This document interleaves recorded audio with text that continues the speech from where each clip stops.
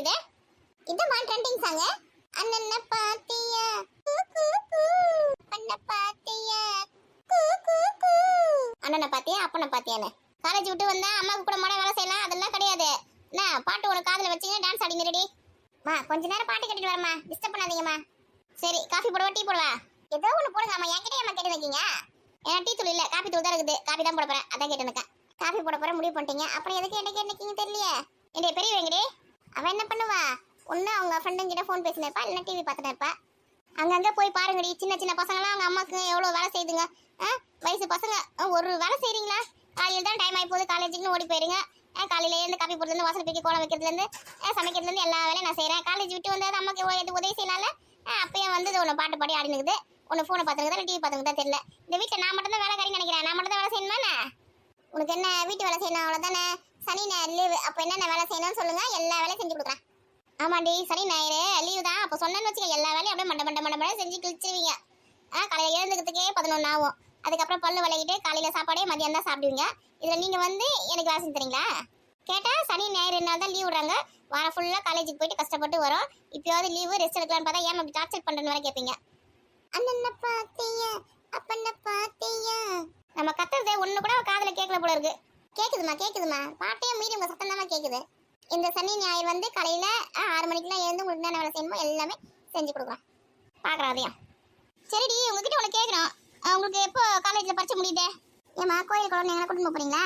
கேட்கறதுக்கு பதில் சொல்கிறேன். அடுத்த மாதம் பரிச்சை ஆரம்பிக்குது, அது அப்படியே ஒரு மாதம் கண்டினியூ ஆகும். நடுவில் ஸ்டடி ஹாலிடேஸ் தான் விடுவாங்க. எக்ஸாம் முடிஞ்சு மறுநாள் காலேஜ் ஓப்பன் பண்ணிடுவாங்க. எங்களுக்கு தனியாக லீவில் விட மாட்டாங்கம்மா. எதுவும் லீவில் தனியாக விட மாட்டாங்களா? இப்போ ஸ்கூலில் பரிச்சை முடிஞ்சிச்சுன்னா பசங்களுக்கு 1 மாதம் 2 மாதம் லீவ் விடுறாங்கடி, அந்த மாதிரி லீவ் விட மாட்டாங்களா காலேஜில்? அம்மா நாங்கள் ஸ்கூலில் படிக்கிறோம், காலேஜில் படிக்கிறோம். காலேஜில் வந்து பரிச்சை முடிஞ்ச போது தனியாக லீவ் விட மாட்டாங்க. பரிச்சை நடக்கும் போதே நடுவில் 1 மாதத்துக்கு இழுத்து பரிச்சை நடத்துறதுல ஒரு எக்ஸாமுக்கும் இன்னொரு எக்ஸாமுக்கும் நடுவில் 10 நாள் 5 நாள் அப்படி கேப் வரும். அதான் லீவு, அது வந்து ஸ்டடி ஹாலிடேஸ் சொல்லுவாங்க. என்ன அந்த லீவ் தான் விடுவாங்க. எக்ஸாம் முடிஞ்சோடனே மறுநாளே காலேஜுக்கு போயிடணும். அச்சோ லீவ் விடுவாங்க சொல்லிட்டு நான் என்னமோ பிளான் பண்ணி வச்சிருந்தேன். என்னம்மா பிளான் வச்சிருந்தீங்க? இந்த கீதா ராணி பெரிய பொண்ணு இவங்களாம் சேர்ந்து ஊட்டிக்கு போகிறான்னு சொன்னாங்க. சரி லீவ் விடுவாங்க, ஊட்டிக்கு போயிட்டு வரலாம் ஒரு 4 நாள் அப்படின்னு நினச்சேன். உங்களுக்கு தான் லீவே விடலையே. என்னது ஊட்டியா? மாமா ப்ளீஸ்மா போகலாமா? இங்கே வெயில் தாங்க முடியலம்மா. அங்கே போனால் ஊரே ஏசி போட்ட மாதிரி சூப்பராக இருக்கம்மா. ஏமா போகலாமா? ஏன்னா உங்களுக்கு பரிச்சை லீவ் முடிஞ்சு லீவ் விடுவாங்க, அதில் போகலான்னு பார்த்தா உங்களுக்கு தான் லீவே இல்லையா? எப்போ போகிறது? அம்மா எங்களுக்கு வந்து ஸ்டடி ஹாலிடேஸ் விடுவாங்களாம்மா. ஒரு எக்ஸாமுக்கு நடுவில் 5 நாள் 10 நாள் அப்படி லீவ் வருமா, அந்த கேப்பில் போயிட்டு வந்துடலாமா? இங்கே பாரு நம்ம வீட்டில் எவ்வளோ அனல் அடிக்குது, எவ்வளோ வெயில் இருக்குது. கண்டிப்பாக போகிறோமா? என்னுடைய பரீட்சைக்கு லீவ் விடுறாங்க படிக்கிறதுக்காக. அந்த லீவில் போயிட்டு ஊர் சுற்றி பார்த்துட்டு வரணும்னு சொல்கிறேன். நியாயமாக இருக்குதா? இவ்வளோ கஷ்டப்பட்டு கடனை உடனே வாங்கி உங்களுக்கு காலேஜ் ஃபீஸ் கட்டுறேன். எக்ஸாமுக்கு படிக்கிறதுக்கு லீவ் விட்டா ஊர் சுற்றத்துக்கு போகலான்றா பாரு. இதெல்லாம் வச்சு என்ன தான் பண்ண போகிறேன்னு தெரியல எனக்கு. ஏம்மா உனக்கு என்ன, நல்லா படித்து நல்ல மார்க் எடுக்கணும் அவ்வளோதானே. அதெல்லாம் நான் பார்த்துக்கிறேன். புரியுதா? நைட்டும் பகலாம் நான் தூங்காமல் கூட நான் படிப்பேன் நான். ப்ளீஸ்மா ஊட்டிக்கு புக் பண்ணுங்கம்மா. எனக்கு என்னமோ பயமாக இருக்குது. எக்ஸாம் லீவில் போயிட்டு ஊட்டியில் நல்லா ஆட்டம் போட்டுட்டு பரீட்சையில் ஃபெயில் கீழ் ஆகி போயிட்டேன்னு வச்சுக்கேன், அவ்வளோதான். ஃபெயில்லாம் ஆகவே மாட்டேம்மா. இப்படி தான் சொல்லுவேன். நான் ஊட்டிக்கு போயிட்டு வந்து எக்ஸாம் எழுதிட்டு அதுக்கப்புறம் ரிசல்ட் வரும்போது சொல்லுவேன், ஊட்டிக்கு போனோம் இல்லைம்மா, அப்போ படிக்கவே இல்லைம்மா, அங்கேயே வந்து ஜாலியாக இருந்தோம் இல்லையா, படிக்கிறதுக்கு டைம் கிடைக்கல அப்படின்னு சொல்லுவேன். எனக்கு தேவையே கிடையாது. உங்களுக்கு எப்போ காலேஜ் லீவ் விடுறாங்களோ அப்போ போகலாம். எக்ஸாம்லாம் முடிஞ்சிட்ட பிறகு. லூசாம்மா நீ காலேஜில் லீவே விட மாட்டாங்கன்னு சொல்கிறேன், லீவுக்கு போகலான்னு சொல்கிறேன். லீவ் இல்லைனா அப்போ நீ அக்கா எங்கள் வீட்டிலே இருங்க, படிச்சுட்டு எக்ஸாம் எழுதுங்க, நாங்கள் மட்டும் போயிட்டு வரோம். வேற என்ன சொல்கிறேன், காலேஜ் லீவ் போட்டு வரீங்களா? காலேஜில் லீவ் போட்டுக்கிறேம்மா, எக்ஸாம் லீவ் விடுறாங்களே அந்த லீவ்லேயே போயிட்டு வந்துடலாம். ஸ்டடி ஹாலிடேஸ் தானே, அதை யூஸ் பண்ணிக்கலாம். ஏதோ ஒன்று பண்ணுங்க, எனக்கு தேவை பரீட்சையில் வந்து நிறைய மார்க் எடுக்கணும், எல்லாத்துலேயும் பாஸ் ஆகணும், அவ்வளோதான். அதெல்லாம் அசால்ட்டாக எடுத்துருவோம்மா, அதை பற்றிலாம் நீ கவலைப்படாதம்மா. சரி இதில் 1 கிலோ கோதுமை இருக்குது, போய் அர்ச்சனை வந்துடுறேன். எனக்கு வந்து சப்பாத்தி செஞ்சிடலாம். ஏம்மா சப்பாத்திலாம் வேணாம்மா, பூரி செய்யலாமா, அதமாக சூப்பராக இருக்கும். நைட்டில் எண்ணெய் பொருள் பூரிலாம் வேணாம். சப்பாத்திக்குன்னா கொஞ்சமாக எண்ணெய் ஊற்றி சுட்டுடலாம். சப்பாத்தி செஞ்சுக்கலாம். இன்னொரு நாளைக்கு வேணா பூரி செஞ்சு தரேன். எப்போ கேட்கும் போது இதே தாம்மா சொல்கிறீங்க. எனக்கு மட்டும் ஒரு 4 நாள் பூரி மட்டும் செஞ்சு கொடுத்துருங்கம்மா. அக்காவுக்கு உனக்கு அப்பாவுக்குலாம் வந்து பாட்டி தாத்தாக்கெலாம் வந்து சப்பாத்தி செஞ்சு கொடுத்துடலாம். ஆமாம் வீட்டில் தனித்தனியாக ஒருத்தருக்கும் தனித்தனியாக செஞ்சு கொடுத்துருக்கேன். அவனுக்கு பூரி, மற்றவங்களுக்கு சப்பாத்தி, இன்னொருத்தவங்க இட்லி கேட்பாங்க, இன்னொருத்தவங்க தோசை கேட்பாங்க. நான் ஓட்டல் தானே வச்சிருக்கேன், எல்லாருக்கும் தனித்தனியாக பார்த்து செஞ்சு கொடுக்குறேன். இந்த முதல்ல இந்த கோதுமை எடுத்து அரைச்சி வந்துடு. அம்மா அப்படியே ஒரு 20 ரூபா கொடுங்கம்மா. எதுக்கு இப்போ 20 ரூபா? கோதுமை அரைக்கிறதுக்கு 10 ரூபா 5 ரூபா தெரியல. அதை அரைச்சி வர உனக்கு 20 ரூபா தரணும். இப்போ நானே போய் அரைச்சி வந்துடுறேன். தள்ளி நாளைக்கு காலேஜில் வந்து கல்ச்சரல்ஸ்மா, அதுக்கு வந்து அழகழகாக ட்ரெஸ் பண்ணிடுவாங்க எல்லாரும். நான் கூட மருதாணி போட்டு கை ஃபுல்லாக அதுக்கு தான் கொண்டு வாங்கலாம். காசு கொடுங்க. எனக்கு என்ன மருதாணி தானே வேணும். பரிமளாக்கா வீட்டு தோட்டத்தில் இருக்குது மருதாணி செடி. நாங்கள் வந்து பறிச்சு வந்து அரைச்சி உங்களுக்கு கை ஃபுல்லாக வச்சு விட்றோம் பாரு. அதுக்கு போய் தண்டத்துக்கு 20 ரூபா வேறு செலவு பண்ணுறேன். அது 2 நாளைக்கு மேலே வேறு இருக்காது, கையிலேயே அசிங்கமாக வேறு இருக்கும். இது வச்சுன்னு வச்சுக்கேன் 1 மாதத்துக்கு 2 மாதத்துக்கு அப்படியே இருக்கும். இது மருதாணியா? ஏம்மா அதெல்லாம் வேணாம்மா, அதில் நிறைய டிசைன்லாம் வைக்க முடியாதும்மா. இந்த மருதாணி கோனில் தான் நிறைய டிசைன்லாம் வைக்க முடியும். அது வேறு அப்பப்போ மாற்றி மாற்றி வச்சுக்கலாம். மருதாணி வச்சுன்னு வச்சுக்கேன் அப்படியே கையிலே ஒட்டின்னு இருக்கும். 3 மாதத்துக்கு 6 மாதத்துக்கு போவே போகாது. எனக்கு வேணாம். ஆமாம், இயற்கையான பொருள் நல்ல பொருள்லாம் உங்களுக்கு வந்து யூஸ் பண்ணால் ரொம்ப கஷ்டமாக இருக்கும். இந்த கெமிக்கல் தான் உங்களுக்கு ரொம்ப பிடிக்கும்ல. உங்ககிட்ட சொல்லி புரிய வைக்க முடியாதுமா, காசு கொடுமா.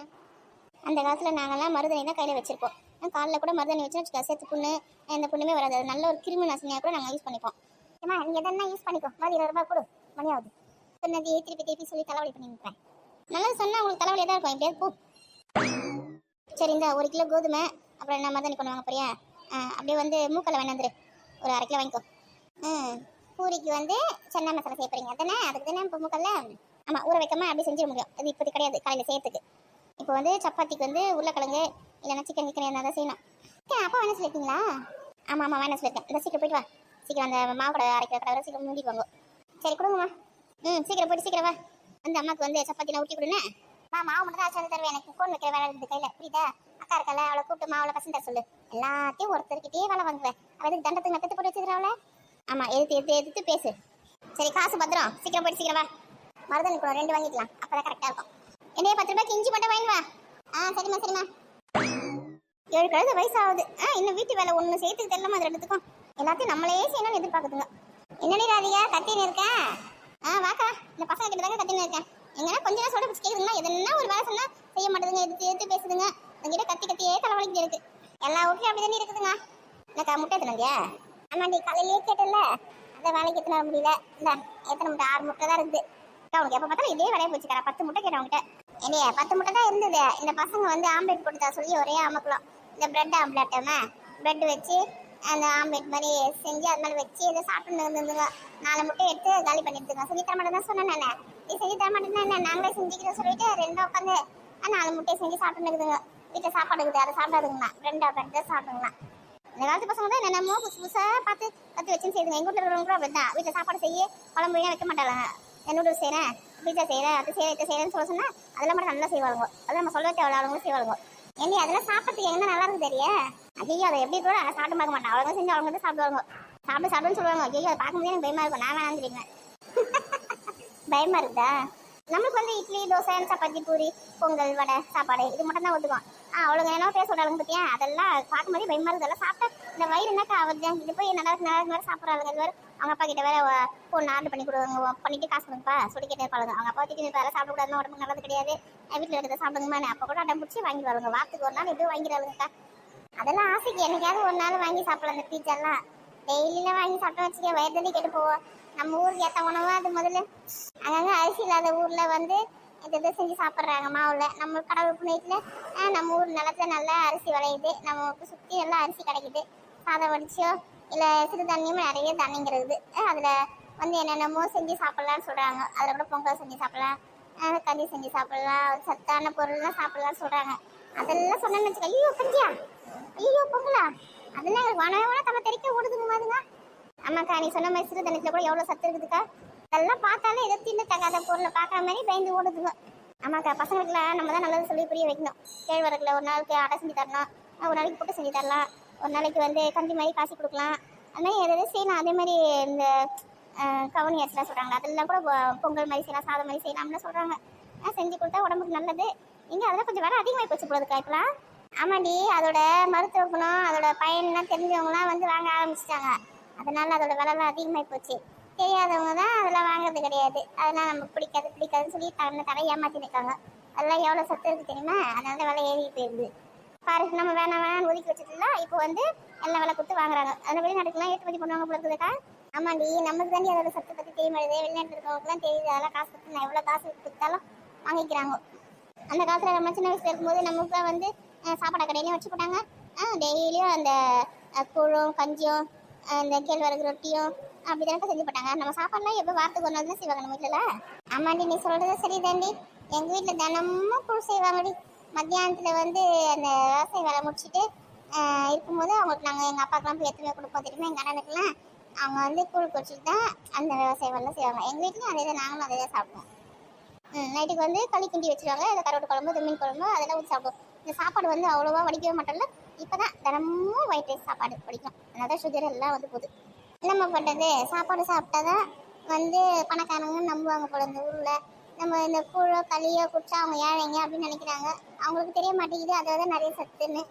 என்ன பண்ணுறது, நம்மளும் அதுக்கு தகுந்த மாதிரி சாதம் வடிக்கிறதுக்கும் ஈஸியாக இருக்குது அப்படின்னு நினச்சி சாதத்தை வடிச்சு நான் கொட்டிடுவேன். இனிமேல் சிறுதானியத்தை வந்து சேர்த்துக்கணும்க்கா. வாரத்தில் ஒரு 2 நாள் 3 நாள் சேர்த்துனா கூட உடம்புக்கு எவ்வளோ சத்து தெரியுமா? அதெல்லாம் வாங்கி வந்து பொங்கல் அந்த மாதிரி கஞ்சி இந்த மாதிரி சாதம் கூட வடிக்கலாம்னு சொல்கிறாங்க. அதை கூட வச்சுக்கலாம். அப்படி அதெல்லாம் சுகருக்கு பிபிக்கு எல்லாத்துக்கும் நல்லது. கொழுப்பு உடம்புல இருக்குது, கெட்ட கொழுப்புலாம் கூட குறைக்கலாம். இந்த கருப்பு கவுனி அரிசி சொல்கிறாங்க பிறகு. இந்த சிறுதானியத்தில் வந்து மாவை அரைச்சி யூஸ் பண்ணாமல் அது ஒரு ஊற வச்சு ஒரு 6 மணி நேரமோ 7 மணி நேரமோ நல்லா ஊற வச்சுட்டு அதை கொஞ்சம் மிக்சியில் போட்டு ரவை மாதிரி அரைச்சிட்டு அக்கா அது வந்து பொங்கல் மாதிரி உப்புமா மாதிரி கிண்டி சாப்பிட்டா உடம்புக்கு நல்லதுன்னு சொல்கிறாங்கக்கா. ஆமாண்டி, மாவை அரைச்சி சாப்பிட்றத விட இந்த மாதிரி ஊற வச்சு வேக வச்சு சாப்பிட்றது ரொம்ப நல்லதுன்னு சொல்கிறாங்க.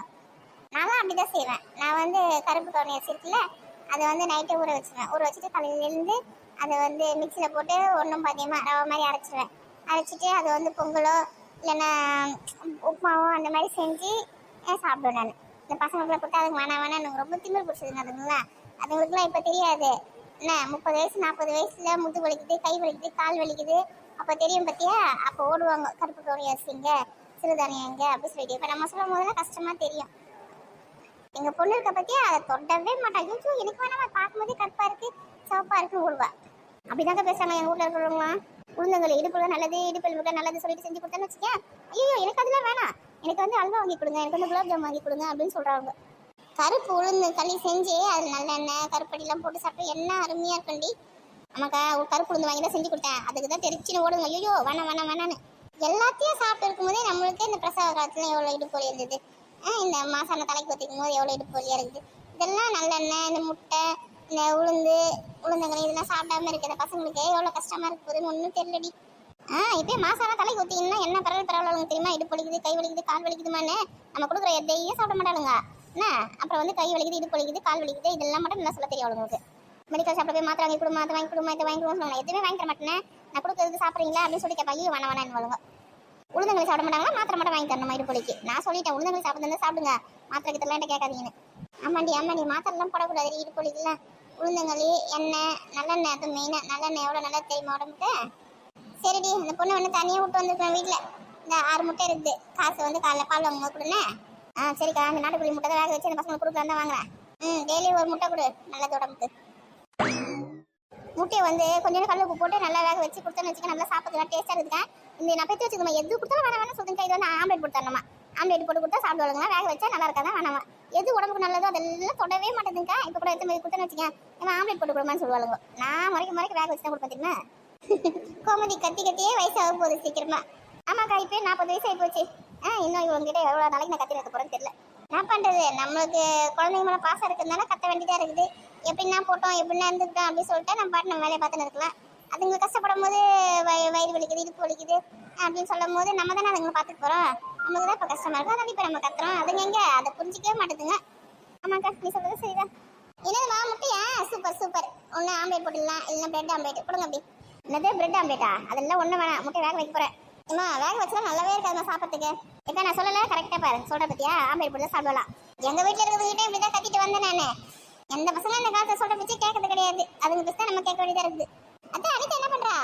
அவள் எதுவும் எழுதிருக்கம்மா, ஏதோ ப்ராஜெக்ட் அம்மா எழுதிருக்கா. ஆமாம் எனக்கு கூட நிறைய எழுத வேண்டிய வேலை இருக்குது. என்னது எழுத வேண்டிய வேலை இருக்குதா? நான் கேட்டேங்க உங்ககிட்ட, படிக்க வேண்டிய வேலை ஏதாவது இருக்கா, எழுத வேண்டிய வேலை எதுனா இருக்குதான்னு கேட்டதுக்கு இப்போ எதுவுமே கிடையாது, எக்ஸாம் ஸ்டடி ஹாலிடேஸ் லீவ் விடுவாங்க, அப்போ தான் எல்லாமே பண்ணணும் அப்படின்னு சொன்னேன். இப்போ வந்து எழுதுற வேலை சொல்கிறேன். கொஞ்சம் தான் எழுத வேண்டிய வேலை இருக்கேன். சரி வச்சு வந்துட்டியா, கொடு சப்பாத்தி நான் செஞ்சுக்கிறேன், கொஞ்சம் இப்போ எழுது போ. சப்பாத்தி வேலை பூரி செஞ்சு கொடுங்கம்மா. அம்மா எதையோ ஒன்று செய்கிறேன், என்னால் முடிஞ்சதை கொடு, மாவு கொடு, இப்போ எழுது போ. சரி நான் போய் எழுதி முடிச்சுட்டு வரத்துக்குள்ளே பூரி செஞ்சு வைங்க. ஏக்கா நான் சொல்லலை, இங்கே பார்த்தீங்கன்னா பூரி வேணுமா, ஆம்லேட் வேணுமா, எது உடம்புக்கு கெடுதலோ அதெல்லாம் சாப்பிடுவாளுங்கக்கா. சரி அதுங்க என்ன பிடிக்குதோ அதே செஞ்சு கொடுறி. ஏண்டி அதுங்கிட்ட கத்தின்னு கிடக்கிறேன், அதுங்க சொல்கிற பற்றி கேட்க மாட்டேன்னு தெரிஞ்சு போச்சுல்ல. சப்பாத்தி செஞ்சு தரேன் அப்படின்னு சொல்கிறேன், சப்பாத்தி வேணாமா பூரி செஞ்சு கொடு அப்படின்னு சொல்கிறாளுங்க. என்ன பொருள் நைட்டில் போய் சாப்பிட்டா ஜீரணம் ஆகுமா? கேட்டால் அவங்களுக்கு தான் வயசாகி போச்சு, உங்களுக்குலாம் சப்பாத்தி செஞ்சுக்குங்க, எங்களுக்குலாம் ஒன்றும் வயசாகல, எங்களுக்கு ஜீரணம் ஆகும், பூரி செஞ்சு கொடுங்கன்னு சொல்கிறாளுங்க.